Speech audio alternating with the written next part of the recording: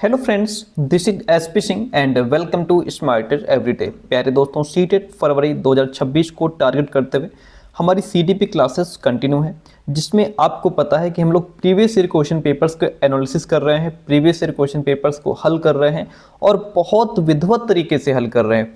एक एक कॉन्सेप्ट को, टॉपिक को, एक एक शब्द को बहुत डिटेल में समझते हैं।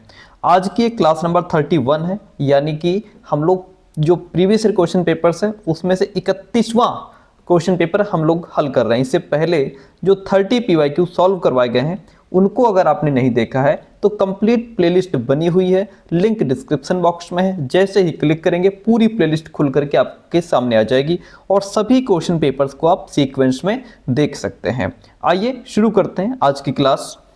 बहुत डीप में हम लोग समझते हैं और आप लोग पेन पेपर लेकर बैठिए ताकि जो इंपॉर्टेंट लाइनें या जो अच्छी चीज़ें हम बताते हैं उनको आप नोट करें। एंड आप ये भी लास्ट में हमको बताएं कि 30 में से आपके कितने क्वेश्चंस सही हुए। इससे आपको पता लगता रहेगा कि आप कितना सीख रहे हैं। आज का पहला क्वेश्चन आपके सामने है। क्वेश्चन कहता है कि यद्यपि विकास के क्षेत्रों का कुछ आयामों में परस्पर व्यापन होता है। देखिए, कहता है कि विकास के क्षेत्रों का कुछ आयामों में परस्पर व्यापन होता है।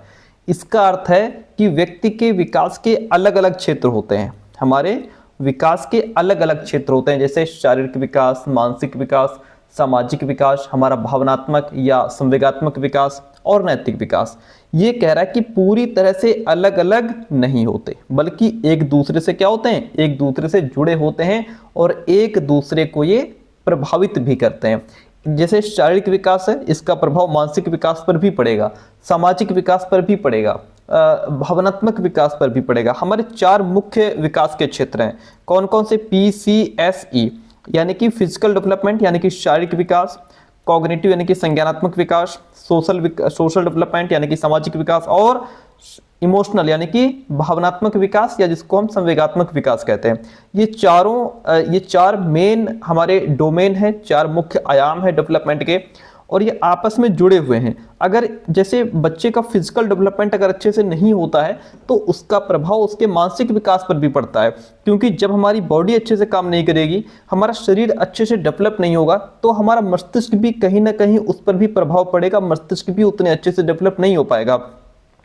तो वही ये पॉइंट कह रहा है कि विकास के क्षेत्रों का कुछ आयामों में परस्पर व्यापन होता है, तथापि निम्न में से विकास का कौन सा क्षेत्र विशिष्ट रूप से स्वयं एवं दूसरों के बारे में भावनाओं की प्रगति अनुक्रम का अध्ययन करता है। देखिए, क्वेश्चंस को अगर आप समझना सीख गए तो आंसर अपने आप निकल करके आ जाएगा। यदि आप क्वेश्चंस को नहीं समझ पा रहे हैं तो आंसर में दिक्कत आ जाएगी।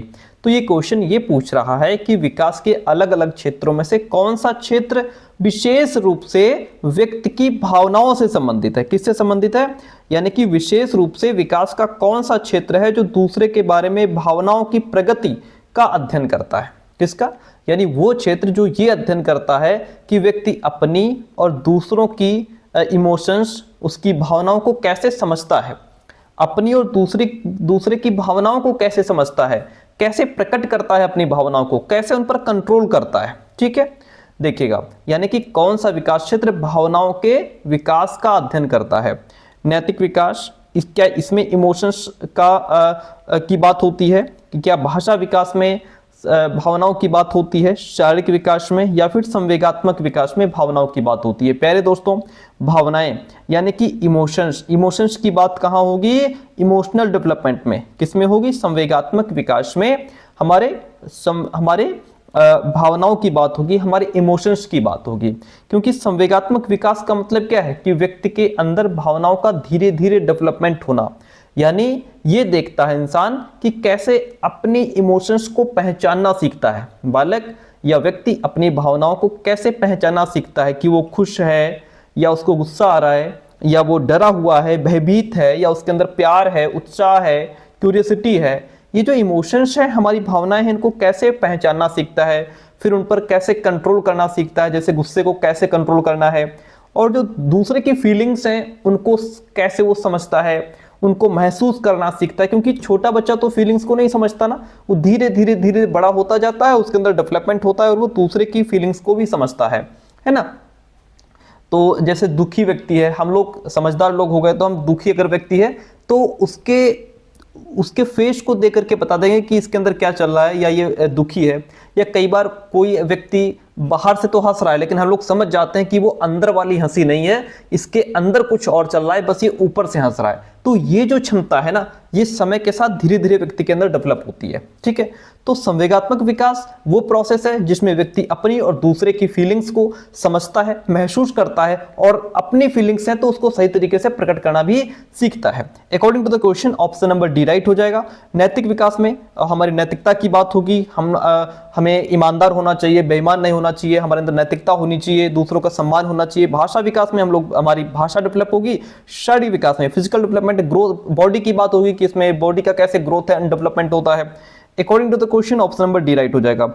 सेकंड क्वेश्चन आपसे कहता है विकास का कौन सा सिद्धांत ये निर्देश करता है कि समग्र निर्माण हेतु कुछ विशिष्ट प्रतिक्रियाएं विकास के बाद की प्रक्रिया से सम्मिलित होती हैं। अर्थात क्वेश्चन क्या कहता है, विकास का कौन सा सिद्धांत बताता है कि अलग अलग क्रियाएं मिलकर किसी एक काम को पूरा करती हैं। यानी शुरुआत में बच्चे के जो बॉडी के अलग अलग पार्ट काम करते हैं, जैसे हाथ अलग काम करता है, पैर अलग काम करते हैं, ठीक है, सिर अलग काम करता है, ये अलग अलग काम करते हैं। लेकिन जैसे जैसे बच्चे के अंदर डेवलपमेंट होता चला जाता है तो ये सारे मिलकर एक साथ काम करते हैं, किसी एक काम को पूरा करने के लिए पूरी बॉडी उस पर कंट्रोल होती है। ठीक है, ये होता है हमारा, क्या ये निरंतरता का सिद्धांत है, क्या ये एकीकरण का सिद्धांत है, ये शिरोगामी का सिद्धांत है, या अधोगामी समीप दूराभिमुख का सिद्धांत है। प्यारे दोस्तों, यहाँ पे बात हो रही है एकीकरण की। किसकी बात हो रही है? Principle of integration. Principle of integration का मतलब है कि जहाँ पे किसी एक काम को पूरा करने के लिए हमारी पूरी बॉडी उस पर कंसंट्रेट हो जाती है, यानी कि पूरी बॉडी, सारे अंग मिलकर के एक काम को पूरा करते हैं। जैसे मान लीजिए जब खिलाड़ी होता है मैदान में, बॉल को पकड़ता है, तो वहां पे बॉल को पकड़ने के लिए उसके दोनों हाथ एक साथ आते हैं, दोनों हाथ एक साथ आ रहे हैं, दिमाग बिल्कुल कंसंट्रेट हो गया है, आंखें भी बॉल पर ही हैं, नीचे की जो बॉडी है वो भी एकदम कंट्रोल में है, तब जाकर के वो उस बॉल को पकड़ पाता है। तो बॉल को पकड़ना सिर्फ एक क्रिया है। बॉल को यहाँ पे अगर वो कैच कर रहा है तो ये एक क्रिया है। अब इस एक क्रिया को करने के लिए बॉडी के सारे पार्ट एक साथ आए, तब जाकर के वो बॉल को कैच कर पाया है। अगर इसमें से कोई एक पार्ट भी इधर उधर हो गया होता तो ये बॉल, ये जो कैच थी वो छूट जाती। भाई सारे पार्ट एक साथ आए, हाथ दोनों बराबर एक सही दिशा में, एक हाथ आगे आए, दोनों हाथ आगे आए। अगर एक आगे होता एक पीछे होता तो छूट जाता, बॉडी का बैलेंस बिगड़ जाता तो कैच छूट जाता, ध्यान भंग हो जाता तो भी छूट जाता। आंखें अगर पूरी तरीके से कंसंट्रेट, पूरा ध्यान उस पर नहीं लगा पाते, हम आंखें एक जगह नहीं टिका पाते, तब भी बॉल छूट जाती। तो इंटीग्रेशन का मतलब है कि जहां पे फुल बॉडी मिलकर के एक काम को पूरा करती है उसे कहते हैं एकीकरण का सिद्धांत। ठीक है, आई बात समझ में कि जो अलग अलग पार्ट्स हैं उनका कोऑर्डिनेशन होता है, वो एक साथ संगठित होते हैं, तब जाकर के किसी एक काम को पूरा कर पाते हैं। ठीक है, इतनी बात क्लियर है। निरंतरता का सिद्धांत क्या कहता है? निरंतरता का सिद्धांत कहता है कि जो विकास है, डेवलपमेंट है, वो निरंतर चलने वाली प्रक्रिया है, जन्म से कब्र, यानी कि गर्भ से कब्र तक जाता ही है। ओके, और ये तो राइट है ही। शिरोगामी सेफेलोकॉर्डल प्रिंसिपल कहता है कि जो डेवलपमेंट है वो सिर से पैर की दिशा में होता है। प्रॉक्सिमो डिस्टल कहता है कि जो डेवलपमेंट है वो केंद्र से बाहर की तरफ जाता है। Okay, according to the question हम जाएंगे ऑप्शन नंबर बी के साथ में। क्वेश्चन नंबर 3 आपके सामने क्वेश्चन कहता है निम्न में से कौन सा घटक सामाजिक सांस्कृतिक घटकों की श्रेणी में आता है जो विकास को प्रभावित करता है?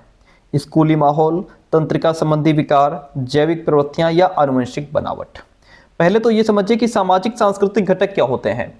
जो सामाजिक सांस्कृतिक घटक वो होते हैं जो बालक के परिवार, उसके समाज, सभ्यता, संस्कृति और एटमॉस्फेयर से जुड़े होते हैं, वो सामाजिक सांस्कृतिक घटक होते हैं। अब इसमें से वो ऐसा कौन सा घटक है जिसमें समाज संस्कृति की बात हो रही है? वो है स्कूली माहौल। क्या है? वो है स्कूल का क्लाइमेट, स्कूल का वातावरण। स्कूल का जो वातावरण है ये भी बच्चे के आचरण, उसकी सोच, उसकी भाषा, उसका डिसिप्लिन, एक दूसरे से कैसे सहयोग करना है, इन सब चीजों पर सीधा प्रभाव डालता है। इसलिए ये सामाजिक सांस्कृतिक घटकों की श्रेणी में आता है। कौन? स्कूली माहौल। ठीक है, स्कूल का माहौल, यहां से भी बच्चा जैसे अपने घर परिवार में एक दूसरे का सहयोग करना, सम्मान करना, सारी चीजें सीखता है, वही चीजें वो विद्यालय में आकर के भी सीखता है। यहाँ भी उसकी भाषा डेवलप हो रही है, डिसिप्लिन सीख रहा है, एक दूसरे का सहयोग करना सीख रहा है। इसलिए ये हमारा सामाजिक सांस्कृतिक घटक है। तंत्रिका संबंधी विकार की अगर बात करें तो ये नर्वस सिस्टम से जुड़ा होता है, इसलिए ये बायोलॉजिकल घटक है।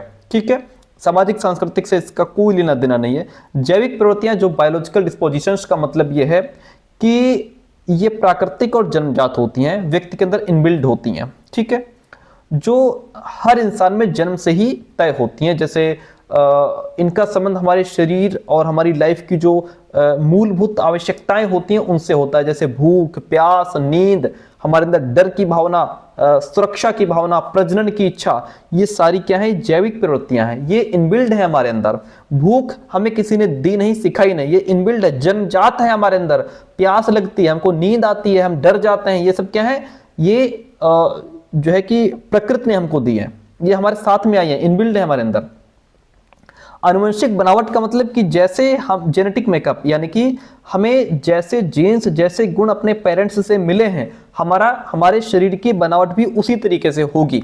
ठीक है, अगर हमारे पेरेंट्स पिताजी बढ़िया हट्टे कट्टे हैं, एकदम कतई बॉडी अच्छी है, तो बच्चे का शरीर भी वैसा ही बनेगा। यदि माता पिता छोटे कद के हैं तो बच्चा भी छोटे कद का ही रह जाएगा। ठीक है, तो ये डिपेंड करता है आनुवंशिक बनावट, इसे कहते हैं जेनेटिक मेकअप। बच्चा गोरा होगा, काला होगा, लंबा होगा, छोटे कद का होगा, ये सब डिपेंड करता है कि उसको जीन्स कैसे मिले हैं।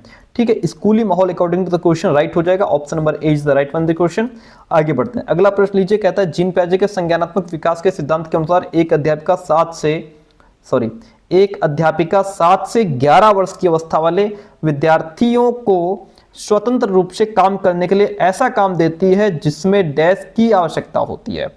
बच्चा कितना है, बच्चा है 7 से 11 साल का। पहले इस पॉइंट पर फोकस करेंगे आप, बच्चा कौन है, बच्चा है 7 से 11 वर्ष की अवस्था में, यानी कि कॉन्क्रीट ऑपरेशनल स्टेज में बच्चा है यहाँ पे। ठीक है, अब जैसे यहाँ पे बच्चा आएगा आपके दिमाग में, तो आप उसकी विशेषताओं को याद करेंगे।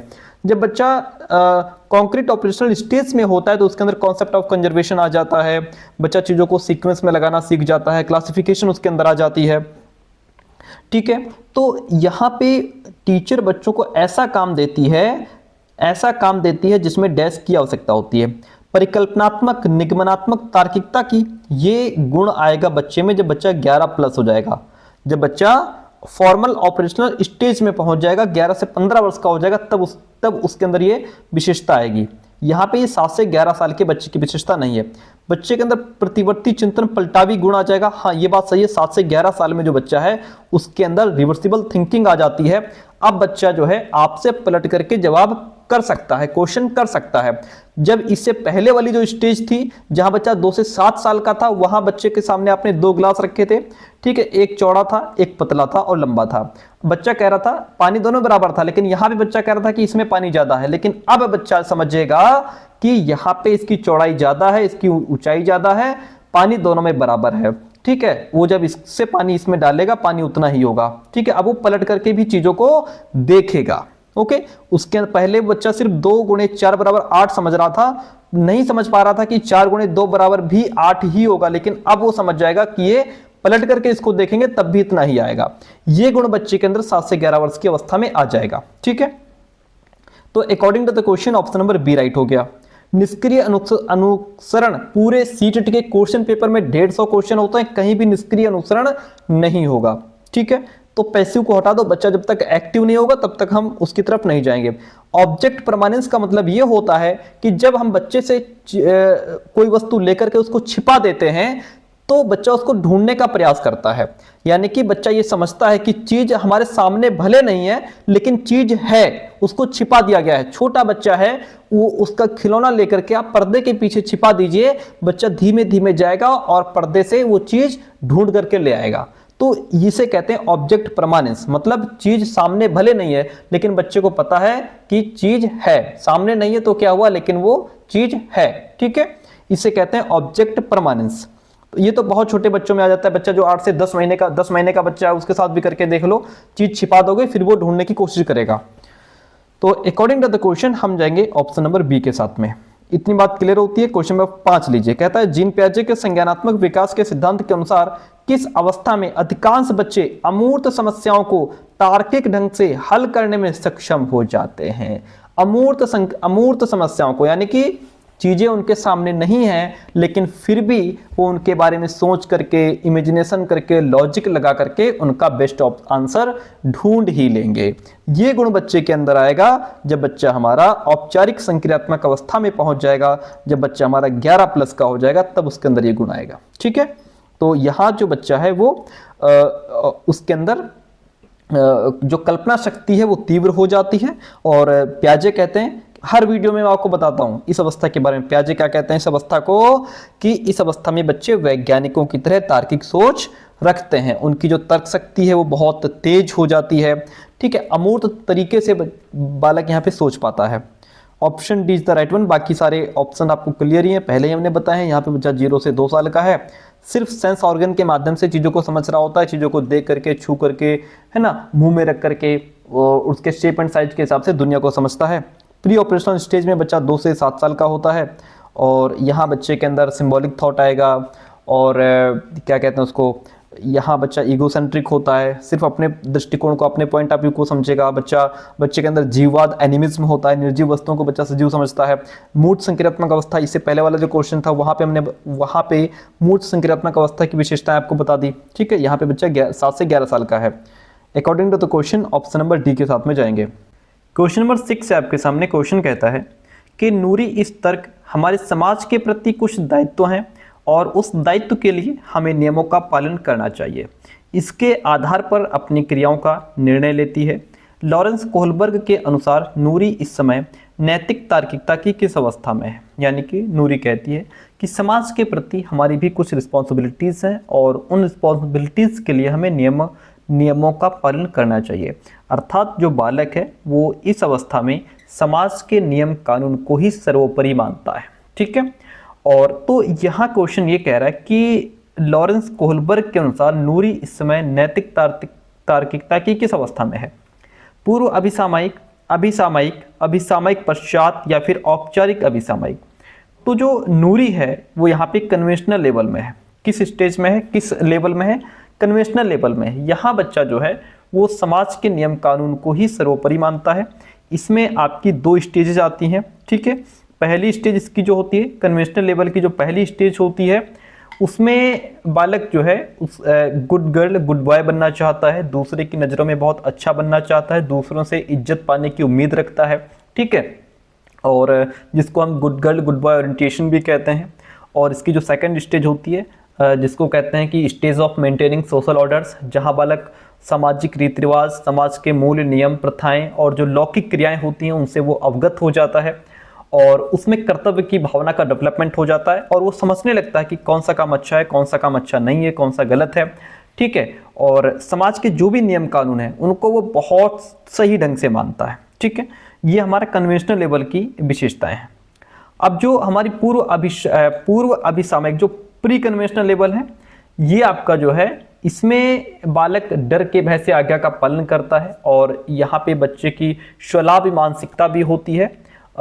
यानी कि बच्चा अपना भी व्यक्तिगत फायदा देखता है। ये आपका फर्स्ट लेवल में आ जाता है। ओके, फिर ये आता है पोस्ट कन्वेंशनल, ये आपका 3rd लेवल होता है। ठीक है, पोस्ट कन्वेंशनल में इसको कहा जाता है कि ये नैतिकता का सबसे उच्च स्तर होता है, और इसमें नैतिकता का ज्ञान बच्चों में होता है। यहाँ पे जो बच्चे डिसीजंस लेते हैं, जो निर्णय लेते हैं, वो अपने खुद से लेते हैं, ना तो समाज के तौर तरीके से लेते हैं, ना किसी के डर से लेते हैं, बल्कि उनका जो सेंस कहता है, जो दिमाग उनका जो दिमाग कहता है, उसके आधार पर वो निर्णय लेते हैं कि क्या सही है, क्या गलत है। ठीक है, औपचारिक फॉर्मल जो है, ये कन्वेंशनल को ही फॉर्मल भी कह दिया जाता है, इसलिए अकॉर्डिंग टू द क्वेश्चन हम लोग ऑप्शन नंबर 2 के साथ में चले जाएंगे। बाकी इसको हमने बहुत डिटेल में पहले भी समझाया है।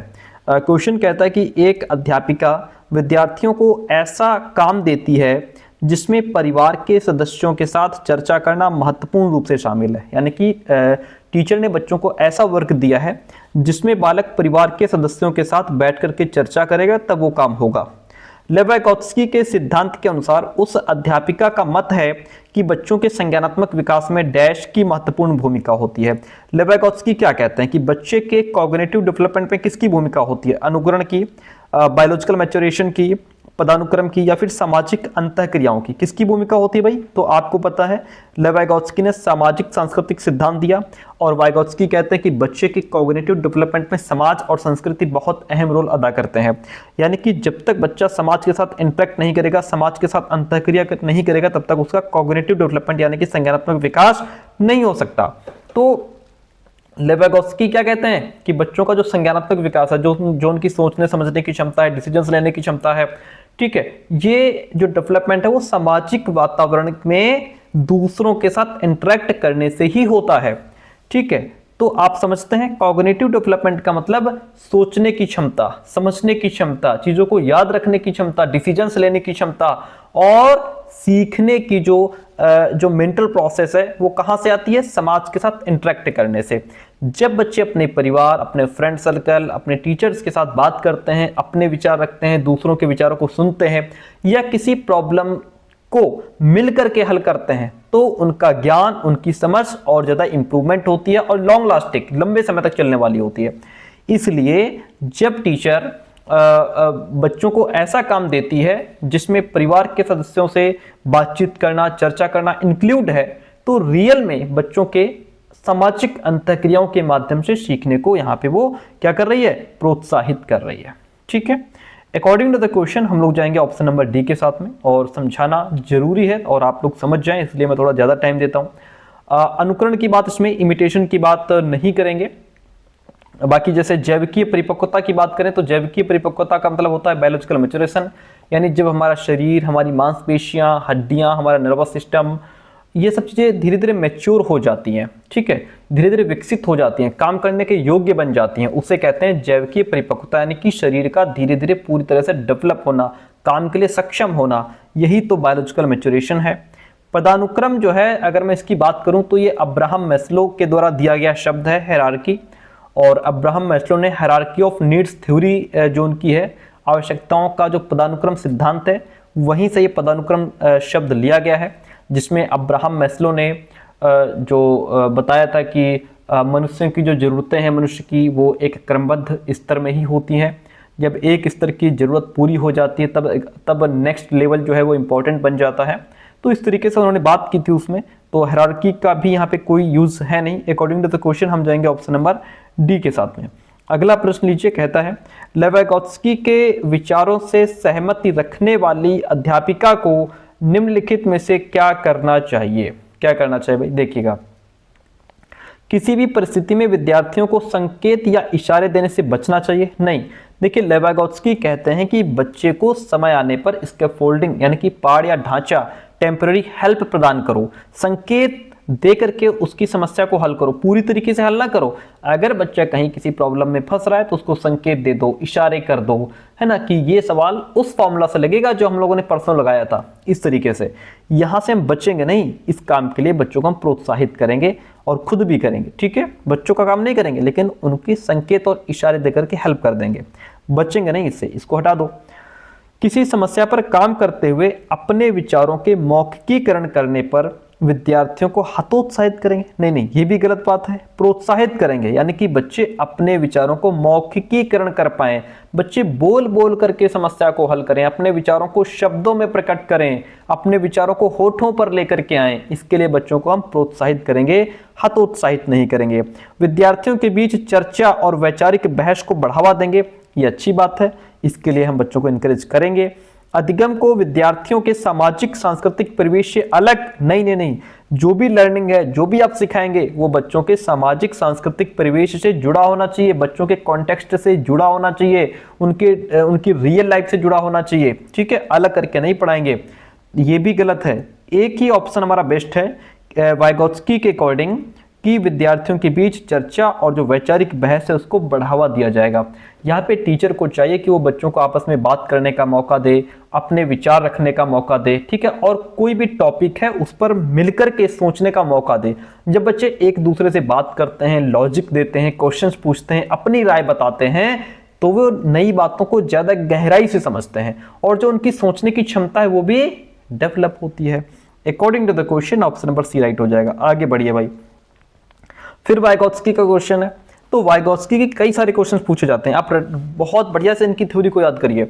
लेवाइगोत्स्की का मत है कि उच्चतर क्रम की मानसिक क्रियाएं डैश के द्वारा समामेलित होती हैं, यानी कि Vygotsky believed that higher order mental process are meditated by, किसके माध्यम से वो क्रियाएं बढ़ती हैं? देखिए, मनोवैज्ञानिक उपकरण के माध्यम से, या पुरस्कार दंड के माध्यम से, अनुकूलन के माध्यम से, कंठस्थीकरण के माध्यम से। देखिए, अब वाइगोत्स्की का क्या मानना था? वाइगोत्स्की का मानना यह था कि मनुष्य की जो उच्च स्तर की मानसिक प्रक्रियाएं हैं, उच्च स्तर की मानसिक प्रक्रियाएं क्या होती हैं पहले तो ये समझो। उच्च स्तर की मानसिक प्रक्रियाएं जैसे सोचना, लॉजिक लगाना, डिसीजंस लेना, प्रॉब्लम्स हल करना, ये उच्च स्तर की मानसिक प्रक्रियाएं हैं। तो इनके लिए वाइगोत्स्की कहते हैं कि बच्चों के लिए मनोवैज्ञानिक उपकरण जो साइकोलॉजिकल टूल्स हैं वो बहुत इंपॉर्टेंट है। साइकोलॉजिकल टूल्स मतलब जैसे भाषा, लैंग्वेज, प्रतीक, सिंबल्स, संकेत जिनको हम साइन कहते हैं, संकेत हो गए, और राइटिंग हो गई, नंबर सिस्टम हो गया, ये सब साइकोलॉजिकल टूल्स हैं जो हमें समाज संस्कृत ने दिए हैं।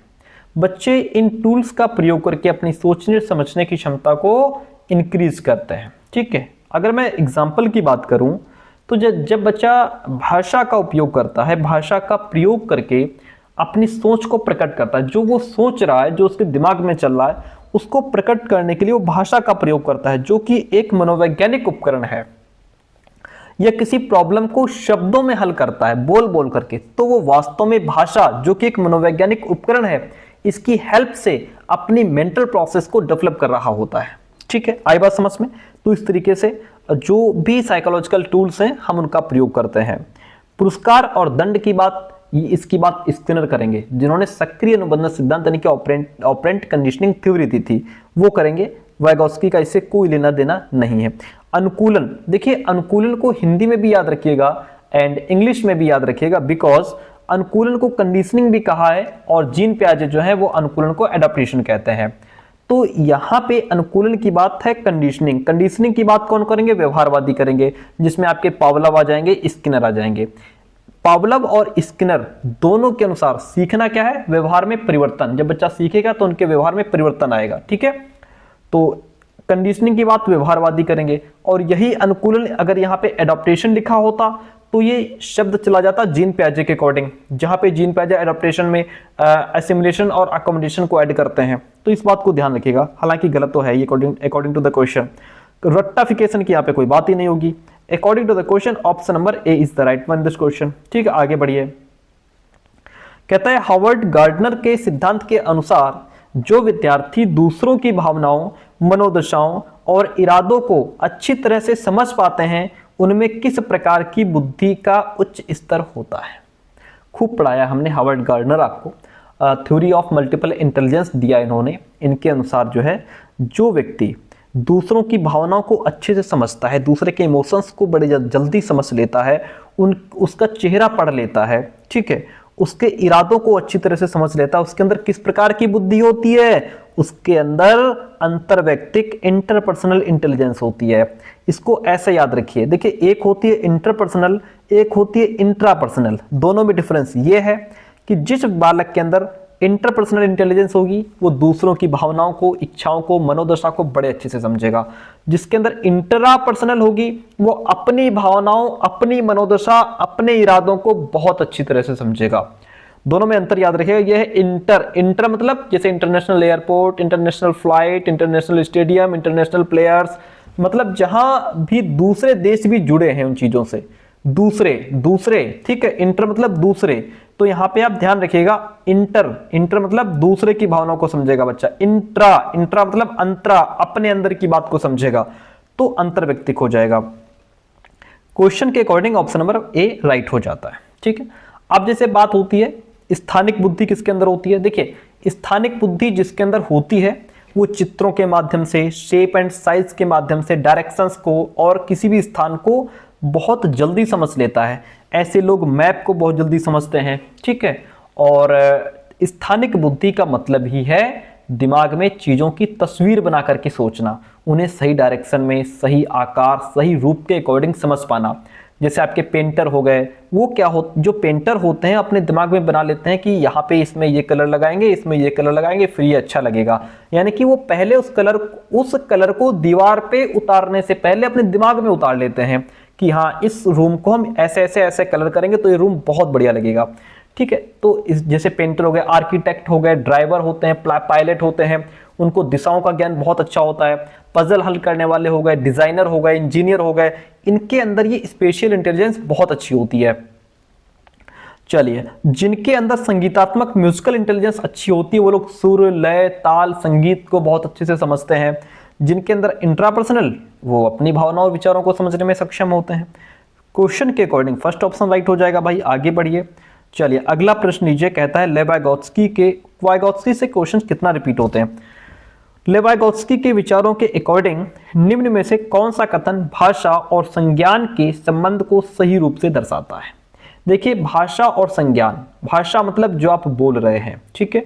संज्ञान मतलब आपके दिमाग, आपका मस्तिष्क, आपके सोचने समझने की क्षमता, इनका क्या संबंध है। भाषा की विचारों के स्वनियमन में कोई भूमिका नहीं है। ये तो गलत बात है, क्योंकि वाइगोत्स्की के अकॉर्डिंग जो भाषा है वो स्वनियमन यानी कि सेल्फ रेगुलेशन, अपने विचारों, अपनी भावनाओं और व्यवहार को खुद कंट्रोल करने की क्षमता, उसमें बहुत इंपॉर्टेंट रोल प्ले करती है भाषा स्वनियमन में, ठीक है, सेल्फ रेगुलेशन में। यानी व्यक्ति या बच्चा ये सीखता है कि कब क्या करना है, कैसे करना है और क्यों करना है, बिना किसी बाहरी कंट्रोल के। तो समझ गए, स्वनियमन मतलब खुद को कंट्रोल करना और सही डिसीजंस लेना। इसमें भाषा बहुत इंपॉर्टेंट रोल प्ले करती है अकॉर्डिंग टू वाइगोत्स्की।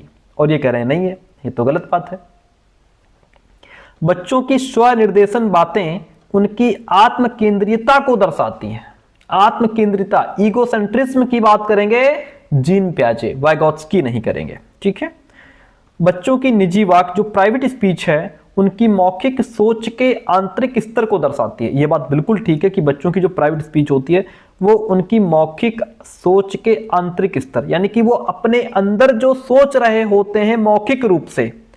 भाई हम लोग जो सोचते हैं मौखिक रूप से ही तो सोचते हैं, मतलब शब्द हमारे होठों पर नहीं आते, लेकिन हमारे दिमाग में तो चल ही रहे होते हैं, ठीक है। तो जो मौखिक रूप से हम सोच रहे होते हैं, उनको जो अपने जीभ पर या होठों पर लाने का जो प्रोसेस है, उसको निजी वाक कहते हैं। यानी बोल बोल करके प्रॉब्लम को हल करना, बोल बोल करके सवाल लगाना। तो जो निजी वाक है वो हमारे अंदर चल रहे इस प्रोसेस को दिखाती है कि हम अंदर क्या सोच रहे हैं, ठीक है। तो ये बात बिल्कुल ठीक है। विचारों का मौखिकीकरण बच्चों के समस्या समाधान कौशल में बाधक बनता है। नहीं, समस्या समाधान कौशल में इंप्रूवमेंट लेकर के आता है, इसलिए ये ऑप्शन हटा दो। तो इस ऑप्शन को आप समझे कि बच्चों की जो निजी वाक है, भाई वाइगोत्स्की ने कहा कि बच्चे जब सीखते हैं तो वो पहले जोर से बोल करके सोचते हैं, जिसे निजी वाक या प्राइवेट स्पीच कहा जाता है। धीरे धीरे ये इनर स्पीच में बदल जाता है। जैसे हम लोग जब बड़े हो गए, अब हम लोग बोलते नहीं है, अब हमारे मन में बातें चल रही होती हैं। लेकिन जब छोटे बच्चे होते हैं तो अपनी मन की बातों को बाहर निकाल करके लेके आते हैं, वो प्राइवेट स्पीच होती है। और बच्चों की निजी वाक उनके अंदर चल रही सोच को प्रकट करती है या दिखाती है कि उनके अंदर क्या चल रहा है। क्वेश्चन अगला लीजिए, लड़के हमेशा विज्ञान में अच्छे होते हैं, लड़कियां सिंगिंग में।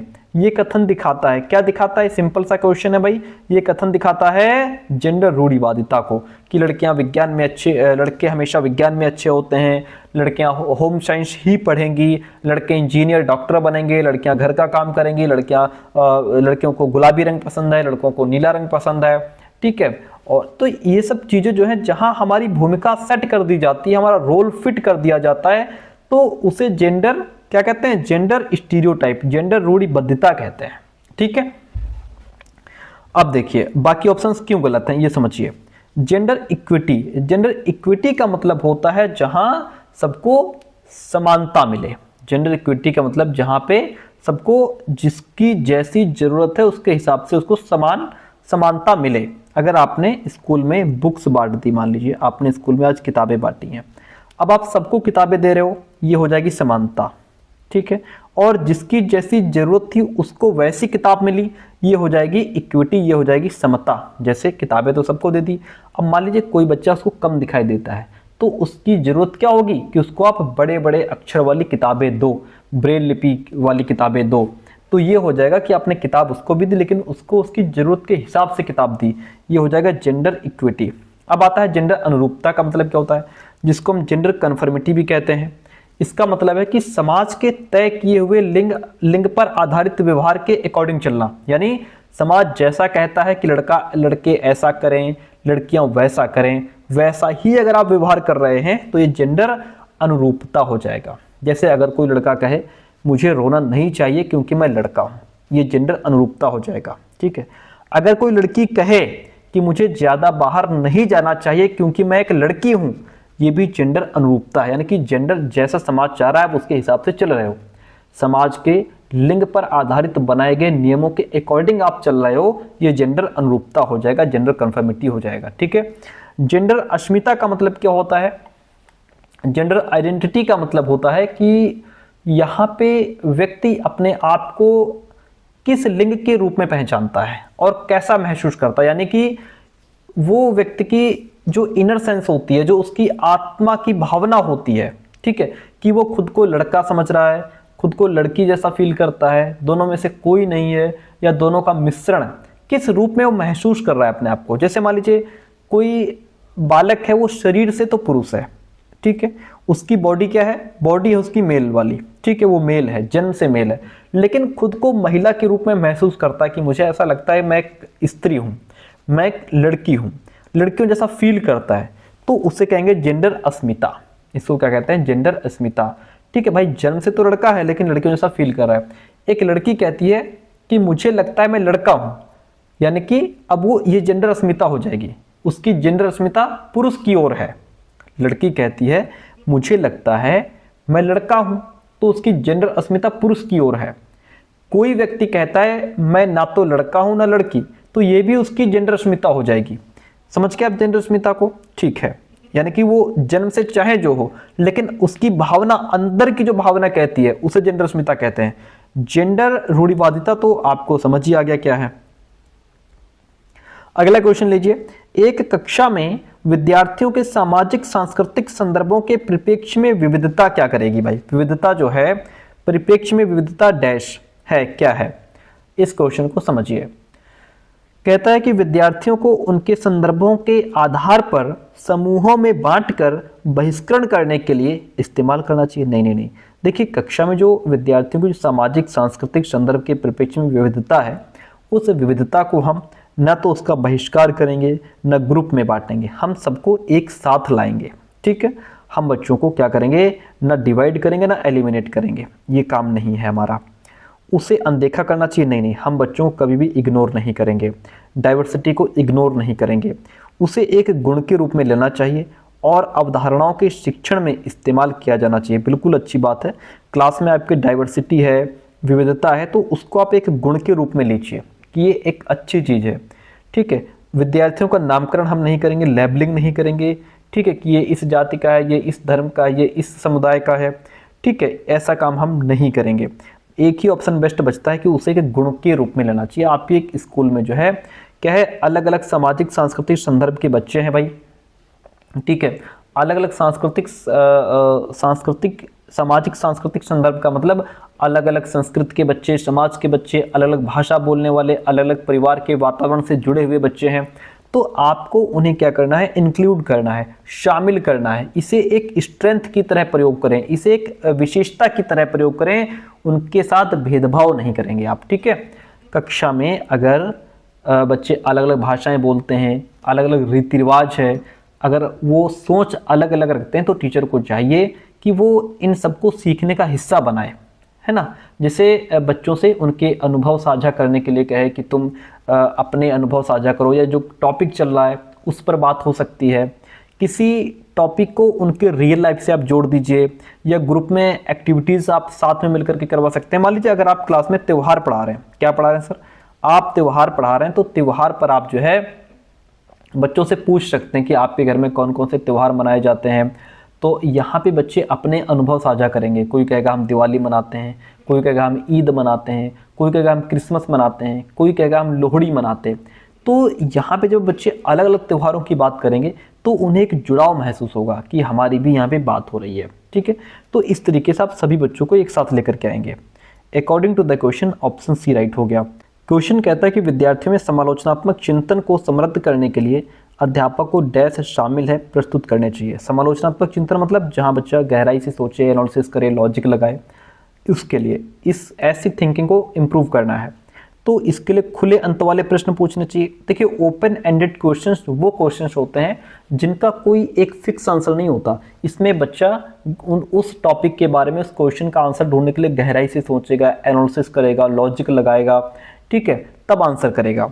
और डाइवर्जेंट थिंकिंग, जहां बच्चा अलग अलग तरीके से सोचे, उसके अंदर नए नए विचार आए, उसको कहते हैं डाइवर्जेंट थिंकिंग। यहाँ डाइवर्जेंट थिंकिंग मतलब कि क्वेश्चन का एक राइट आंसर नहीं देगा, वो कई सारे आंसर उसके ढूंढेगा, अलग अलग तरीके से सोचेगा, उस प्रॉब्लम को कई दृष्टिकोण से सोचेगा, देखेगा, वो होती डाइवर्जेंट थिंकिंग। ऑप्शन बहुत बेस्ट है, बाकी आगे देखते हैं। बंद अंत वाले प्रश्न जो है इनका एक ही फिक्स आंसर होता है। जैसे हमने पूछ लिया भारत की राजधानी क्या है, तो बच्चा एक फिक्स रटा रटाया आंसर दे देगा, तो ये गलत है। बंद अंत वाले प्रश्न से बच्चे की क्रिटिकल थिंकिंग डेवलप नहीं होती है, ओके। और वास्तविक जीवन संदर्भ की चुनौतियां अभिसारी चिंतन। देखिए, वास्तविक जीवन से जुड़ी चुनौतियों से रिलेटेड क्वेश्चन तो हमें पूछने चाहिए, लेकिन वहां पे कन्वर्जेंट थिंकिंग का प्रयोग नहीं होगा। कन्वर्जेंट मतलब जैसे हमने जहां पे बच्चा प्रॉब्लम का एक फिक्स आंसर दे दे, ठीक है, तो कन्वर्जेंट थिंकिंग जो है ये निगेटिव, इसको हटा दो। संदर्भ रहित परिदर्शन, देखिए जो भी हम बच्चों के सामने रखेंगे वो संदर्भ रहित नहीं होगा। बच्चे के कॉन्टेक्स्ट से हटा करके चीजें उसके सामने नहीं रखेंगे। घोषणात्मक ज्ञान का अनुप्रयोग, ये हमारा डिसकॉन्टेक्चुअलाइज्ड जो है सिनेरियो के अकॉर्डिंग क्वेश्चन हमारा हो गया गलत। ऑप्शन ये भी गलत है हमारा। राइट क्या है, खुले अंत वाले प्रश्न बच्चों से पूछने चाहिए। जैसे हमने बच्चे से पूछा, अगर तुम्हें स्कूल का वातावरण बदलने का मौका मिले तो तुम क्या क्या बदलोगे और क्यों। अब इसका कोई एक राइट आंसर तो है नहीं, बच्चा अलग अलग तरीके से सोचेगा कि क्या क्या हम बदल सकते हैं, है ना, और इसमें क्यों बदलेंगे हम, उसके पीछे का रीजन भी ढूंढेगा। तो इस प्रश्न के कई सारे उत्तर हो सकते हैं। ये क्या है, ये खुला अंत वाला प्रश्न हो जाएगा। जैसे हमने बच्चे से पूछ लिया कि जल प्रदूषण रोकने के लिए 3 अलग अलग तरीके बताओ, इसके लिए भी बच्चा अपनी इमेजिनेशन पावर का यूज करेगा, लॉजिक लगाएगा, डाइवर्जेंट थिंकिंग का प्रयोग करेगा। तो option is the right one in this question. आगे बढ़िए। रचनात्मक आकलन किस प्रकार किया जाना चाहिए। रचनात्मक आकलन जो होता है ये जैसे ये चैप्टर के दौरान भी होता है, सत्र के दौरान होता है, जब हम क्लास में पढ़ा रहे होते हैं तब भी रचनात्मक आकलन होता है कि भाई चैप्टर पढ़ा रहे हैं उसके बीच बीच में हमने बच्चों से क्वेश्चंस पूछ लिए, ये रचनात्मक आकलन हो गया। इससे पता लगता है कि जो हम पढ़ा रहे हैं वो टॉपिक बच्चे की समझ में आ रहा है, नहीं आ रहा है ना, कौन सा पॉइंट इसके समझ में नहीं आया, इसका तुरंत हम बच्चे को मार्गदर्शन भी देते हैं, वो होता है रचनात्मक आकलन। अब ये किस प्रकार किया जाना चाहिए, मानकीकृत परीक्षणों के समूह का उपयोग करके। देखिए, मानकीकृत परीक्षणों का उपयोग करके ये हमारा समेटिव असेसमेंट में होता है, जो सत्र के अंत में लिया जाता है। रचनात्मक आकलन से इसका कोई लेना देना नहीं है, एक विशेष शिक्षक के द्वारा, ना कि एक सामान्य शिक्षक द्वारा। देखिए, केवल विशेष शिक्षक द्वारा ये जो रचनात्मक आकलन होता है ये हर टीचर का काम है, जो कक्षा में डेली जो है टीचर आता हो, डेली काम करवाता हो, पढ़ाता हो, कोई भी टीचर करवा सकता है। इसके लिए कोई स्पेशल टीचर की जरूरत नहीं होती है। नियमित रूप से विद्यार्थियों के सहयोग के साथ होता है, ये बात ठीक है। केवल सत्र की शुरुआत और अंत में नहीं, ये भी गलत हो जाएगा। राइट क्या होगा, नियमित रूप से विद्यार्थियों के सहयोग के साथ में होता है ये। अर्थात जो रचनात्मक आकलन होता है इसका उद्देश्य होता है कि बच्चे की प्रोग्रेस को समझा जाए और बच्चे की जो लर्निंग है उसमें इम्प्रूवमेंट हो, सुधार हो। सिर्फ नंबर देना इसका काम नहीं होता, बल्कि टीचर बच्चों के साथ मिलकर उनकी गलतियों को पहचानता है और उन्हें सुधारने के तरीके भी बताता है। रचनात्मक आकलन का मतलब क्या होता है, सीखने के दौरान लगातार फीडबैक दिया जाता है ताकि बच्चा और बेहतर सीख सके। टीचर बच्चे से क्वेश्चंस पूछता है, एक्टिविटीज़ हो गई बच्चे की, और जो बच्चा डिस्कशन कर रहा है, ग्रुप में काम कर रहा है, उस पर भी टीचर नज़र रखता है, ठीक है। विद्यार्थियों की समझ का पता लगाता है और फिर तुरंत उसे मार्गदर्शन देता है। ये काम होता है रचनात्मक आकलन का। आगे बढ़ते हैं, क्वेश्चन लीजिए। समावेशी शिक्षा के अनुसार सभी विद्यार्थी अपनी सर्वोत्तम क्षमताओं को प्राप्त कर सकें, जिसकी जितनी क्षमता है वो उसको प्राप्त कर सके, ये सुनिश्चित करने के लिए किन सिद्धांतों का पालन करना चाहिए। ये सुनिश्चित करने के लिए हमें समता का पालन करें हम, समानता का, पक्षपात का या पृथक्करण का। देखिए बेस्ट ऑप्शन क्या है, बेस्ट होता है इक्विटी, समता, क्योंकि समता में क्या है, हम बच्चे की ज़रूरत के हिसाब से उसकी मदद करते हैं। समानता का मतलब कि सभी को एक समान मानना, ठीक है। और समावेशी शिक्षा क्या कहती है, समावेशी शिक्षा का उद्देश्य है कि सभी विद्यार्थियों को उनकी क्षमता, उसकी आवश्यकता, उसकी भाषा, संस्कृति या जो भी भिन्नता है उसके बावजूद सीखने और आगे बढ़ने का हम सबको समान अवसर देंगे, ठीक है। अब लेकिन समान अवसर का मतलब ये नहीं है कि सबको एक जैसा दिया जाए। अगर आप सबको एक जैसा दे रहे हैं तो ये समानता है, बल्कि ये कि हर बच्चे को उसकी ज़रूरत के हिसाब से आप अगर हेल्प कर रहे हैं तो ये समता हो जाएगी कि आप भाई हर बच्चे को उसके हिसाब से हेल्प कर रहे हैं। समानता का मतलब होता है सबको एक जैसा देना, और समता का मतलब हर बच्चे को उसकी ज़रूरत के अकॉर्डिंग देना। तो ये बेस्ट होगा। यहाँ पे हम अगर आप सभी विद्यार्थी को सर्वोत्तम क्षमता को प्राप्त करवाना चाहते हैं तो आप समता को अपनाइए। किस सिद्धांत को अपनाएंगे, समता को, ताकि बच्चे की ज़रूरत के हिसाब से उसकी हेल्प हो सके। समानता नहीं होगा, पक्षपात नहीं होगा, सेग्रीगेशन भी नहीं होगा। क्वेश्चन नंबर 17 लीजिए, गति समन्वय वैकल्य यानी dyspraxia is directly related to difficulties in. गति समन्वय वैकल्य प्रत्यक्ष रूप से किन कठिनाइयों से संबंधित होता है। गति समन्वय जो है ये हमारा किससे संबंधित है, पाठ्य विषय वस्तु पढ़ने से नहीं, ये तो हमारा डिस्लेक्सिया है। ये क्या है, ये है डिस्लेक्सिया। तथ्यों को याद रखने में भी इसका कोई काम नहीं है, ये तो हमारा मेमोरी डिफिकल्टी हो जाएगा। शारीरिक अंगों के समन्वय से, ये बात बिल्कुल ठीक है, ये हमारा किससे संबंधित है, डिस्प्लेक्सिया से। इसमें फिजिकल कोऑर्डिनेशन में दिक्कत होती है। अंकों के प्रकलन मैनिपुलेशन ऑफ नंबर्स, ये डिस्कैलकुलिया की बात हो रही है। यहाँ पे किसकी बात हो रही है, ये डिस्कैलकुलिया की बात हो रही है। According to the question option number C right है, शारीरिक अंगों के समन्वय से। इसका मतलब क्या होता है, देखिए इसका मतलब है कि जो शरीर के जो अलग अलग अंग हैं, हमारे हाथ, पैर, आँख, है ना, इनका ये एक तरीके से मिलकर के काम नहीं कर पाते हैं। जिस बच्चे को डिस्प्लेक्सिया होता है उनका फुल बॉडी मिलकर के एक साथ काम नहीं कर पाती, यानी कि हमारे बॉडी, हमारा माइंड, हमारी मांसपेशियों के बीच कोऑर्डिनेशन की कमी पाई जाती है इसमें, ठीक है। जैसे जब किसी बच्चे को चलने में, दौड़ने में, लिखने में, बॉल पकड़ने में, कपड़े पहनने में, चीज़ें पकड़ने में जब डिफ़िकल्टी होती है ना, परेशानी होती है, तो ये मोटर कोऑर्डिनेशन डिसेबिलिटी हो जाएगी। ये गति समन्वय वैकल्य कहलाता है कि बच्चा अपनी बॉडी को कंट्रोल नहीं कर पाता है। बच्चा लिखते समय पेंसिल को ठीक से नहीं पकड़ पाएगा, चलने में या सीढ़ियों को चढ़ने में बार बार बैलेंस उसका बिगड़ जाएगा, गेंद फेंकने में या पकड़ने में उसको दिक्कत होगी। ये सभी लक्षण होते हैं किसके, शारीरिक अंगों के समन्वय की कठिनाई को दिखाते हैं, ठीक है। क्वेश्चन नंबर 18 है आपके सामने, कहता है सभी विद्यार्थियों के समावेशन को सुनिश्चित करने के लिए कक्षा में ज्ञान के प्रतिनिधित्व के विविध प्रकारों का इस्तेमाल किया जाना चाहिए। कहता है कि आपकी क्लास में हर प्रकार के विद्यार्थी हैं, तो उनके समावेशन के लिए आप जो भी ज्ञान बच्चों के सामने रख रहे हैं, जो टॉपिक पढ़ा रहे हैं, जो सब्जेक्ट पढ़ा रहे हैं, जो भी कुछ समझा रहे हैं, उसको अलग अलग प्रकार से समझाइए। विविध प्रकारों का इस्तेमाल करो, अपने टीचिंग मेथड में भी बदलाव लाओ, है ना भाई। समावेशी शिक्षा क्या है, समावेशी शिक्षा कहती है कि हर विद्यार्थी, चाहे उसकी क्षमता जो भी है, कोई तेज सीखने वाला है, कोई धीमा सीखने वाला है, जो भी भाषा बोलता हो, जिस भी बैकग्राउंड से आओ या कठिनाई कोई भी हो, उसे अपने ढंग से सीखने का अवसर मिलना चाहिए। इसलिए टीचर को अलग अलग टीचिंग मेथड्स अपना करके, चित्र के माध्यम से एक्टिविटीज़ करवा करके, उदाहरण दे करके, गैर उदाहरण दे करके, है ना, इन सब तरीके अपनाने चाहिए ताकि हर बच्चे की सीखने की जो स्टाइल है उसके अकॉर्डिंग बच्चे को सिखाया जा सके, ठीक है। बहुत अच्छी बात है, बेस्ट ऑप्शन। दूसरा कहता है कि समावेशन की अवधारणा में अधिगम अक्षमता वाले बच्चे तो शामिल हैं, परंतु इसमें भावनात्मक कठिनाई से जुड़े बच्चे शामिल नहीं है। ये बात बिल्कुल गलत है, क्योंकि समावेशन का अर्थ है हर प्रकार की विविधता वाले बच्चों को शिक्षा के समान अवसर दिए जाएंगे, चाहे बच्चा जैसा भी हो, सबको इसमें इंक्लूड किया जाएगा। इसमें न केवल अधिगम अक्षमता, लर्निंग डिसेबिलिटी वाले बच्चे, बल्कि भावनात्मक, व्यवहारिक, शारीरिक या जो सामाजिक रूप से कठिनाइयां हैं, जिनको भाषा में कठिनाई है, सभी बच्चे इसमें शामिल होते हैं, कोई छूटेगा नहीं। इसलिए ये गलत है। ए सही है, आर हमारा गलत हो जाएगा। इतनी बात सही है, वेरी गुड। अगला प्रश्न लीजिए, कहता है यद्यपि ऑटिज्म की स्थिति यथेष्ट रूप से भिन्न भिन्न होती है, तथापि ऑटिज्म ग्रस्त विद्यार्थी अक्सर किस में अच्छे होते हैं?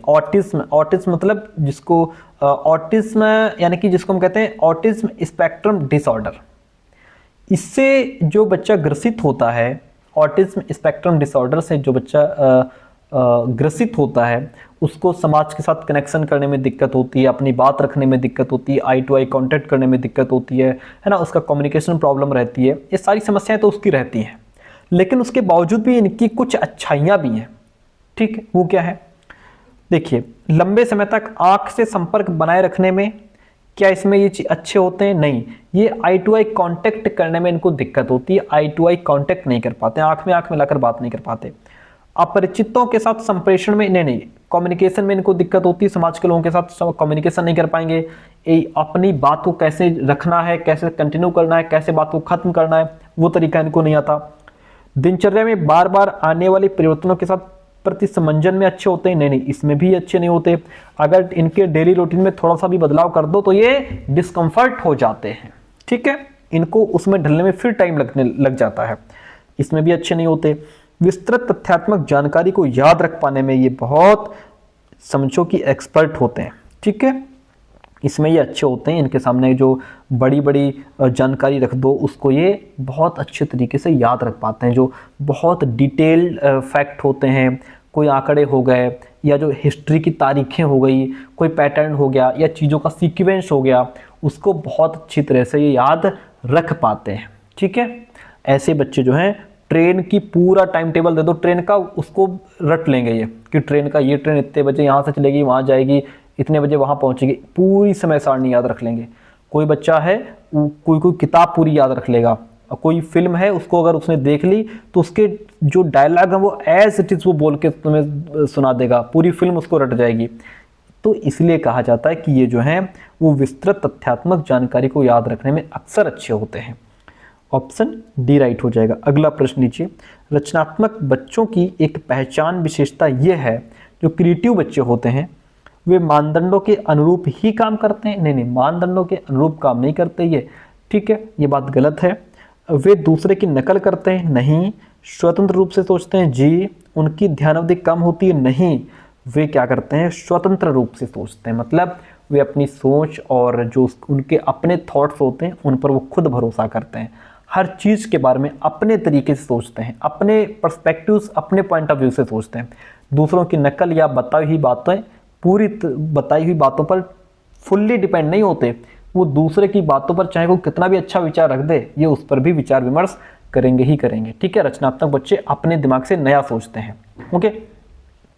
Option C is the right answer question. आगे बढ़िए, बच्चों के समक्ष विचार बिंदु प्रस्तुत करते समय सही क्रम डैश से डैश की ओर होना चाहिए। अगर आप बच्चे के सामने कोई भी जानकारी रख रहे हैं तो कैसी होनी चाहिए? जटिल से सरल की तरफ चलेंगे? नहीं, अगर आप जटिल से सरल की तरफ नहीं, हम सरल से जटिल की तरफ जाएंगे। काट दो इसको। सामान्य से विशिष्ट, ये बात ठीक है, पहले हम सामान्य जानकारी देंगे फिर विशेष जानकारी देंगे, ठीक है, या यूं कहो कि हम पहले सरल जानकारी देंगे फिर कठिन जानकारी देंगे, ये बात ठीक है।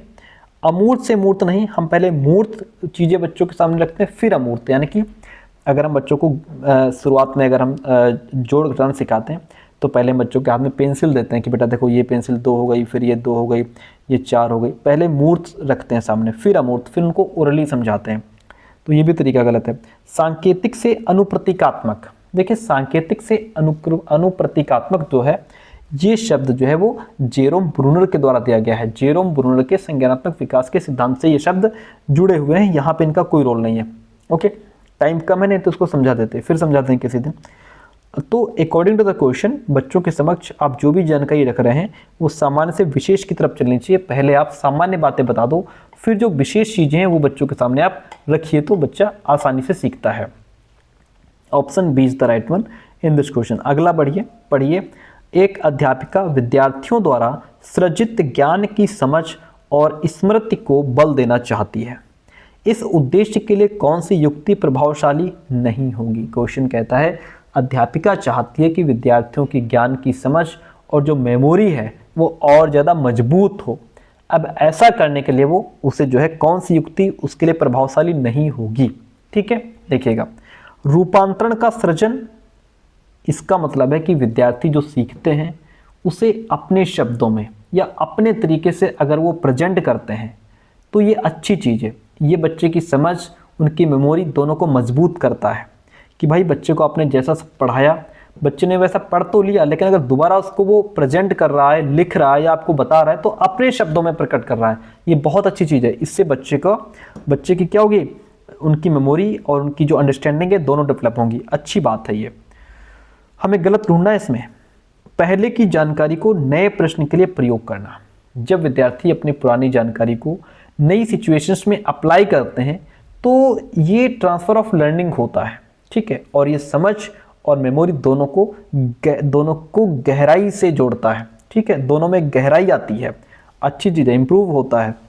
उप अवधारणाओं के मध्य संबद्धता को कार्यान्वित करना, मतलब छोटी छोटी जो अवधारणाएं हैं, जो छोटे छोटे कॉन्सेप्ट हैं, उनको जोड़ करके पूरा सिस्टम समझ लेना। ठीक है, ये भी अच्छी बात है। ये भी ज्ञान को लंबे समय तक याद रखने में हेल्प करेगा। अप्रासंगिक जानकारी को प्रासंगिक जानकारी के साथ सम्मिलित करना, नहीं। देखिए, जो इररिलेवेंट इंफॉर्मेशन है, जो आपके कॉन्टेक्स्ट से बाहर है, आपके सिलेबस से बाहर है, आपके टॉपिक से बाहर है, वो आप पे किसी काम के नहीं है। ठीक है, उसको अगर आप अपनी जो मेन इंफॉर्मेशन है, जो मुख्य नॉलेज है, जब आप उस इररिलेवेंट चीज को अपनी रेलिवेंट चीज से जोड़ेंगे तो आप खुद भ्रमित हो जाएंगे। इससे आपकी समझ और आपकी मेमोरी इंप्रूव नहीं होगी। ठीक है, ये बात बिल्कुल गलत है। यही हमें इसमें ढूंढना था, ये प्रभावशाली इसमें नहीं होगा। 23 नंबर क्वेश्चन लीजिए। एक टीचर को विद्यार्थियों को अपनी चिंतन प्रक्रियाओं के बारे में और अपनी सीखने के तरीकों के बारे में सोचने के लिए प्रोत्साहित करना चाहिए। जी बिल्कुल, आप समझ गए होंगे, यहाँ पे बात हो रही है मेटाकॉग्निशन की। एक टीचर को बच्चों को अपनी सोच के बारे में सोचने के लिए प्रोत्साहित करना चाहिए, ताकि बच्चा ये समझ पाए, सोच पाए कि अब जैसे कहते हैं ना, मैं बार बार कहता हूँ कि इसमें बच्चा अपने अंदर झांक के देखता है मैं क्या हूँ, मैं किस सब्जेक्ट, कौन सा सब्जेक्ट है जिस पर मेरी पकड़ अच्छी है, कौन सा सब्जेक्ट है जिसमें मैं कमज़ोर हूँ, या कौन सा ऐसा क्वेश्चन है या कौन सी मैथ्स में ऐसी एक्सरसाइज है जो मेरे से नहीं लगती है, जिसमें मैं कमज़ोर हूँ, या मैं किस स्ट्रेटजी से मैं बेहतर सीख सकता हूँ। ठीक है, यानी कि बच्चा जहाँ अपनी कमियों को समझता है, अपनी अच्छाइयों को समझता है, अपने बारे में सोचने की क्षमता जहाँ बच्चे के अंदर होती है, उसके लिए प्रोत्साहित करना चाहिए। अच्छी बात है, इसको मेटाकॉग्निशन कहते हैं। अधिसंज्ञान उच्च क्रम में, तो वही बात आ गई मेटाकॉग्निशन वाली। मेटाकॉग्निशन अधिसंज्ञान उच्च क्रम के संज्ञानात्मक कौशलों के विकास में हेल्प करता है। जी बिल्कुल करता है, क्योंकि अधिसंज्ञान का अर्थ ही है सोच के बारे में सोचना, थिंकिंग अबाउट थिंकिंग। इससे बच्चे अपनी सोच, अपना ध्यान, अपनी मेमोरी, अपनी प्रॉब्लम सॉल्विंग जो प्रोसेस है उसको बेहतर बना पाते हैं। ठीक है, अच्छी बात है। तो ए और आर दोनों सही हैं, आर ए की यहाँ पे व्याख्या भी कर रहा है। आगे बढ़िए, अगला क्वेश्चन लीजिए। कहता है कर्ण हमेशा किसी भी समस्या का एक से अधिक समाधान सोचता है। प्रॉब्लम एक, सॉल्यूशन वो ढूंढ लेता है अनेक। ठीक है, और अक्सर नवाचारी समाधानों को सुझाता है। और ऐसा नहीं कि वो रटे रटाए आंसर देता है, हर बार अलग अलग नए नए तरीके से प्रॉब्लम को हल करने का प्रयास करता है, नए नए विचार सामने रख देता है ला करके। ये किस तरह की सोच है भैया? ये डाइवर्जेंट थिंकिंग है, जहां बालक एक समस्या के अनेक तरीके ढूंढता है। ठीक है, यानी कि जहां बच्चा एक समस्या के अनेक तरीके ढूंढेगा उसे डाइवर्जेंट थिंकिंग कहते हैं। अलग अलग विचार, नए नए विचार, उसके अंदर विचारों का प्रवाह होता है, उसके अंदर बच्चे के अंदर बहुत सारे विचार उसके अंदर आते हैं। कन्वर्जेंट थिंकिंग में एक प्रॉब्लम का एक फिक्स आंसर बच्चा दे देता है, बस उसी पे अटक जाता है, निगेटिव नहीं होगा, तर्कहीन नहीं होगा। Divergent thinking is the right answer.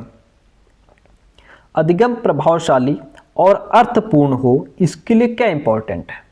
प्रभावशाली मतलब इफेक्टिव टीचिंग होनी चाहिए, इफेक्टिव लर्निंग होनी चाहिए। मतलब बच्चा जो सीख रहा है उसे अच्छी तरह समझता है और उसका प्रयोग कर सकता है। ये सिर्फ रट्टाफिकेशन तक सीमित नहीं है, इससे बच्चा जो चीज़ पढ़ रहा है उसको बेहतर समझ भी पाए। मीनिंगफुल मतलब होता है नया ज्ञान बच्चे के पहले से मौजूद अनुभव या ज्ञान से जुड़ जाए। जब बच्चा ये समझे कि ये चीज़ मैंने पहले सीखी गई बात से कैसे जुड़ी है, जो पहले मैंने जो ज्ञान हासिल किया ये उससे कैसे जुड़ा है, तो ये जो लर्निंग है वो मीनिंगफुल हो जाती है। ठीक है, तो अब कहता है क्वेश्चन कि जब अधिगम लर्निंग को प्रभावशाली और अर्थपूर्ण, इफेक्टिव और मीनिंगफुल बनाना होता है तो सबसे जरूरी क्या है भाई? विद्यालय में हो रहे अधिगम और विद्यालय के बाहर के जीवन के बीच संबद्धता स्थापित करना, या विषय सामग्री को इस प्रकार प्रस्तुत करना जिससे कि विद्यार्थी उस ज्ञान को दैनिक जीवन में प्रयोग करने का प्रयास ना कर पाए। नहीं नहीं नहीं, ये गलत बात है। जानकारी को इस तरीके से प्रस्तुत करो कि बच्चा उसको अपनी डेली लाइफ, जो रियल लाइफ है, उससे कनेक्ट कर पाए।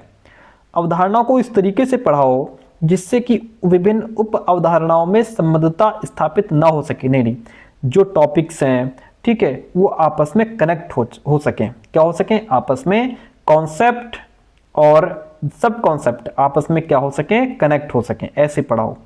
ज्ञान के दोहराव पर बल, रट्टाफिकेशन पर फोकस नहीं करेंगे। अब बेस्ट ऑप्शन एक ही बचता है कि विद्यालय में हो रहे अधिगम और विद्यालय के बाहर के जीवन के बीच संबद्धता स्थापित करना, यानी कि विद्यालय में सिखाई जा रही बातें बच्चों की रियल लाइफ से जुड़ी होनी चाहिए। इस तरीके से पढ़ो कि जो आप विद्यालय में सिखा रहे हो वो क्या हो, वो बाहर के जीवन के बीच कनेक्ट हो। बच्चे की जो रियल लाइफ है उससे कनेक्ट होनी चाहिए। अगर बच्चे जो कुछ सीखते हैं उसे अपने दैनिक जीवन में लागू कर पाएँ, उससे अपनी रियल लाइफ में यूज़ कर पाएँ, अप्लाई कर पाएँ, है ना, तो ये ज्ञान उनके लिए क्या होगा? लॉन्ग लास्टिंग बन जाता है। ठीक है, इससे बच्चे की जो कॉन्सेप्चुअल अंडरस्टैंडिंग भी मजबूत होती है और रट्टाफिकेशन की आवश्यकता उसको पड़ती ही नहीं है। अगला प्रश्न लीजिए। कक्षा के परिवेश, यानी कि जो क्लासरूम का एटमॉस्फेयर है, शिक्षण शास्त्रीय प्रविधियों और आकलन की विधियों का चयन इस प्रकार करना चाहिए कि वे विद्यार्थियों में डैश के उन्नयन को सुनिश्चित कर सकें। क्वेश्चन क्या कहता है भाई? कहता है कि कक्षा का माहौल, सिखाने का तरीका और मूल्यांकन का तरीका ऐसा होना चाहिए जो बच्चों में सीखने की इच्छा और इंटरेस्ट को बढ़ाए। कौन सी चीज बढ़ाएगी? जिज्ञासा बढ़ाएगी, डिसइंटरेस्ट नहीं, अरुचि तो नहीं बढ़ाएगी, क्योंकि अगर बच्चे को किसी चीज में इंटरेस्ट नहीं है तो बच्चा उसको सीख ही नहीं सकता। ठीक है, इसको हटा दो। कंपटीशन को बढ़ावा देंगे नहीं, रट्टाफिकेशन को बढ़ावा देंगे नहीं। एक ही ऑप्शन बचता है, क्यूरियोसिटी, जिज्ञासा के उन्नयन को सुनिश्चित करें। ठीक है, जिज्ञासा क्या है? जिज्ञासा मतलब कुछ नया जानने की इच्छा, कुछ नया समझने की इच्छा, एक्सप्लोर करने की इच्छा। ये आपको बात बताएं कि जो हमारा लर्निंग है उसका मेन यही है, जिज्ञासा। बच्चे के अंदर यदि क्यूरियोसिटी है तो उसका अधिगम बेहतर होगा, बच्चा सीख पाएगा। क्यूरियोसिटी नहीं है, सीखने की इच्छा नहीं है, तो चाहे जितने जतन कर लो बच्चा नहीं सीख पाएगा। अगर बालक जिज्ञासु है तो वो खुद सीखने का प्रयास करेगा, क्वेश्चंस पूछेगा, एक्सप्लोर करेगा, और इससे बच्चे की जो अंडरस्टैंडिंग है वो भी डेवलप होती है। ओके, इतनी बात क्लियर है? Very good. तो यहाँ पे टीचर को क्या करना चाहिए? क्लासरूम का एटमॉस्फेयर, यानी कि क्लासरूम क्लाइमेट ऐसा बनाए जहाँ बच्चे सवाल पूछ सकें। लर्निंग प्रोसेस को टीचर इंटरेस्टेड बनाए, बच्चे की रियल लाइफ से कनेक्ट करे, बच्चों को सोचने, समझने, खोज करने, प्रयोग करने का अवसर दे। इसलिए ऑप्शन ए राइट हो जाएगा। आगे बढ़ते हैं। प्रश्न कहता है, विद्यार्थियों द्वारा की गई त्रुटियों को सुलझाने के लिए, बच्चों ने जो गलती की है उनको सुलझाने के लिए निम्नलिखित में से टीचर द्वारा अपनाया गया कौन सा तरीका सही नहीं है? गलत तरीका कौन सा है? देखिए, त्रुटियों में प्रतिरूपों की खोज करना, त्रुटियों में प्रतिरूपों की खोज करना मतलब त्रुटियों में पैटर्न या प्रतिरूप ढूंढना, पैटर्न। इससे पता चलता है कि विद्यार्थी बार बार एक जैसी गलती क्यों कर रहा है। ठीक है, ये तो अच्छी चीज़ है। अगर बच्चा गलती कर रहा है तो ये अच्छी चीज़ है, इससे हमें पता लगेगा कि बच्चा गलती क्यों कर रहा है। हमें गलत ढूंढना है। अधिगम में कमियों के बारे में जानना जिनके कारण त्रुटियां होती हैं। जब आप लर्निंग में कमियों को पहचानेंगे, ये भी अच्छी चीज़ है। ये समझने में हेल्प मिलती है कि गलती ज्ञान की कमी से हो रही है या बच्चे ने समझा गलत तरीके से है। बच्चे को उस चीज़ का ज्ञान नहीं है या बच्चे ने गलत तरीके से समझ लिया है, किस वजह से गलती हो रही है। ये तो अच्छी चीज़ है भाई, इससे हमें पूरा समझ में आएगा कि बच्चे की गलती कहाँ क्यों हो रही है। विद्यार्थियों की त्रुटियों को सुधारने के लिए सहयोग करना बहुत अच्छी बात है। जब विद्यार्थी खुद गलती समझ करके उसको सुधारता है तो जो बच्चे की लर्निंग है वो स्थायी होती है और मीनिंगफुल बनती है। बहुत अच्छी बात है। विद्यार्थियों के साथ चर्चा किए बिना सही उत्तर बता देना, ये तरीका सही नहीं है कि भाई बच्चे की गलती हुई, आपने कह दिया ऐसा, तुमने वहाँ पे गलत कर दिया, उसको काट के ये लिखो, उसको ऐसे सही करो, आपने सिर्फ इतना बता दिया। ये गलत तरीका है। बच्चे को ये देखो कि गलती क्यों हुई, कहाँ पे हुई, ज्ञान की कमी से हुई या समझ गलत लिया बच्चे ने, है ना। तो पूरे तरीके से फिर उसको समझाओ कि यहाँ पे ये नहीं ऐसे होगा, ठीक है, इसके अकॉर्डिंग, इस सेंटेंस के अकॉर्डिंग ये आएगा, यहाँ पे पूरी बात समझाओ, सिर्फ आंसर ना बताओ, गलत तरीका है। एक अध्यापिका को अपने विद्यार्थियों में डैश और डैश को प्रोत्साहित करना चाहिए। भाई क्या बढ़ाना चाहिए विद्यार्थियों के अंदर? योग्यता का सत्व यानी कि एंटिटी व्यू ऑफ एबिलिटी बढ़ानी चाहिए? नहीं, एंटिटी व्यू ऑफ एबिलिटी का मतलब होता है कि जहां बच्चा ये मान ले कि मेरी योग्यता स्थिर है, मेरी योग्यता स्थिर है, मैं इतना ही सीख सकता था, इससे आगे मैं सीख नहीं पाऊंगा, ठीक है। ये मान लेता है बच्चा कि बस इतना ही मेरे से हो सकता था, अब इससे आगे नहीं, मैथ्स मेरे को नहीं आती तो नहीं आती, चाहे मैं जितना प्रयास कर लूँ, ये नहीं हम बढ़ाएंगे। योग्यता का वार्षिक मत, बिल्कुल अच्छी बात है। एक अध्यापक को अपने विद्यार्थियों में इंक्रीमेंटल व्यू ऑफ एबिलिटी को बढ़ाना चाहिए। इसका मतलब होता है कि योग्यता स्थायी नहीं होती, बल्कि मेहनत और प्रयास से बढ़ाई जा सकती है। ऐसे विद्यार्थी ये मानते हैं कि अगर मैं मेहनत करूंगा तो मैं बेहतर हो सकता हूं, ये कॉन्सेप्ट, ये क्वेश्चन मेरे समझ में आ जाएगा अगर मैं मेहनत करूं तो। अगर बच्चा मैथ्स में कमज़ोर है लेकिन ये सोचता है कि अगर मैं प्रैक्टिस करूंगा तो मैं इम्प्रूवमेंट कर लूँगा, तो ये उसका इंक्रीमेंटल व्यू हो जाएगा कि बच्चे की क्या सोच है कि अगर मैं मेहनत करूँगा, मैं कोशिश करूँगा तो मैं ज़रूर मैथ्स को समझ जाऊँगा, ये वार्षिक मत हो जाएगा। और महारत अभिमुखी लक्ष्य बच्चे के लिए इम्प्रूवमेंट करना चाहिए। महारत उन्मुखी लक्ष्य मतलब जहाँ बच्चा सिर्फ नंबर्स के पीछे नहीं भागता, बच्चा जो है कि सब्जेक्ट को समझना चाहता है, सीखना चाहता है, खुद को बेहतर बनाने के पीछे लग जाता है। यानी कि इस महारत अभिमुखी लक्ष्य, इसका अर्थ है सीखने का असली उद्देश्य नई चीज़ें समझना, नई चीज़ों को सीखना और खुद को बेहतर बनाना है, ना कि सिर्फ नंबर्स के पीछे या दूसरों से बेहतर होना। बेस्ट ऑप्शन है जो। फिर वही एंटिटी व्यू ऑफ एबिलिटी नहीं होगा, एंटिटी व्यू ऑफ एबिलिटी नहीं होगा। इंक्रीमेंटल व्यू ऑफ एबिलिटी तो होगा, लेकिन असफलता स्वीकार्य लक्ष्य नहीं होना चाहिए। असफलता स्वीकार्य लक्ष्य मतलब होता है कि जहां बच्चे ने असफलता को स्वीकार कर लिया हो और प्रयास करना ही छोड़ दिया हो, ये भी गलत है। बेस्ट ऑप्शन हमारा कौन सा हो जाएगा?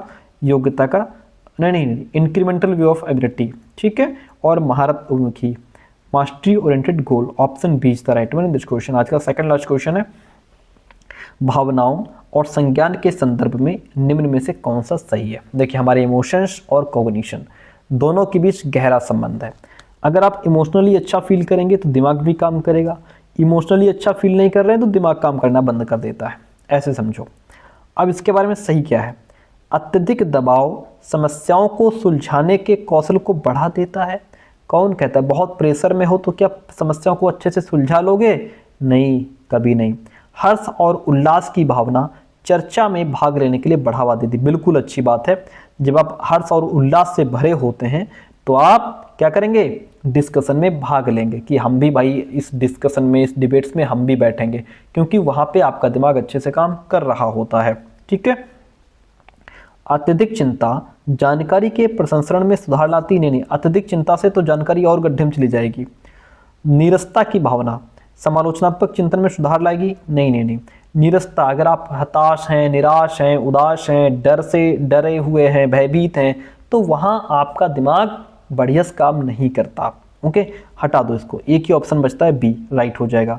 आज का लास्ट प्रश्न, उससे पहले बता दूं कि यदि आपका सीटेट में सब्जेक्ट एसएसटी है तो उसके लिए आप हमारे एसएसटी के पेड नोट्स ले सकते हैं, ठीक है, जिसमें हमारा हिस्ट्री, ज्योग्राफी, पॉलिटी तीनों एनसीईआरटी का कंप्लीट सिलेबस को इंक्लूड किया गया है। उसके लिए आप हमें इस नंबर पे व्हाट्सअप करके नोट्स की कंप्लीट इन्फॉर्मेशन ले सकते हैं। कुछ फीस आपको पे करनी होगी एंड कंप्लीट नोट्स आपको पीडीएफ फॉर्म में व्हाट्सएप पे प्रोवाइड करा दिए जाएंगे। क्वेश्चन कहता है निम्नलिखित में से क्या प्रभावी समस्या समाधान कौशलों के विकास में योगदान देती है? प्रभावी समस्या समाधान किस कौशल, यानी कि बच्चे के अंदर प्रॉब्लम सॉल्विंग स्किल्स को डेवलप करना है, तो उसके लिए कन्वर्जेंट थिंकिंग। देखिए कन्वर्जेंट थिंकिंग जो होती है नेगेटिव है, ठीक है, बच्चे को कन्वर्जेंट थिंकिंग के लिए प्रोत्साहित नहीं करेंगे। इसमें बच्चा प्रॉब्लम का एक सोल्यूशन ढूंढ देता है, बात खत्म। हम हमेशा डाइवर्जेंट थिंकिंग की तरफ जाएंगे, इसको हटा दो। नेमोनिक्स अच्छी चीज़ है। नेमोनिक्स का मतलब होता है कि जहाँ हम किसी लंबे शब्द को याद करने के लिए कुछ टुकड़ों में उसको याद कर लेते हैं, जैसे चित्र के माध्यम से, कहानी के माध्यम से, कुछ शब्दों के माध्यम से उसको याद कर लेते हैं। जैसे इंद्रधनुष के रंग इंद्रधनुष के रंग हम लोगों को वैसे याद नहीं रहते, तो उसके लिए हम लोगों ने विभज्ञोर बना लिया है। ठीक है, ये क्या है, विभज्ञोर क्या है, ये नेमोनिक्स है। ठीक है, या जैसे जो हमारे सौरमंडल के जो ग्रह हैं उनको याद हम नहीं रख पाते, तो उसके लिए हम लोगों ने एक वाक्य बनाया हुआ है, sentence, my very educated mother just served us noodles. अब इसमें जो भी फर्स्ट लेटर है उसके हिसाब से हमको याद रहता है कि ये Mercury, Venus, Earth, Mars, Jupiter, Saturn, Uranus, Neptune है। ठीक है, तो ये नेमोनिक्स अच्छी चीज़ है। समझ बनाना, बच्चा चीज़ों को समझ पाए। समझ बनाना क्या है, समझ बनाना बहुत अच्छी बात है कि मतलब बच्चा चीज़ों को समझ पाए। ठीक है, और पैसिव इमिटेशन होगा नहीं, तो इसको हटा दो। हमारे जो सेकंड और थर्ड है, यही दो ऑप्शंस राइट हो जाते हैं, सेकंड और थर्ड। तो कैसी रही आज की क्लास, कमेंट करके जरूर बताइएगा। And thank you so much, मिलते हैं बहुत जल्दी नेक्स्ट क्लास में।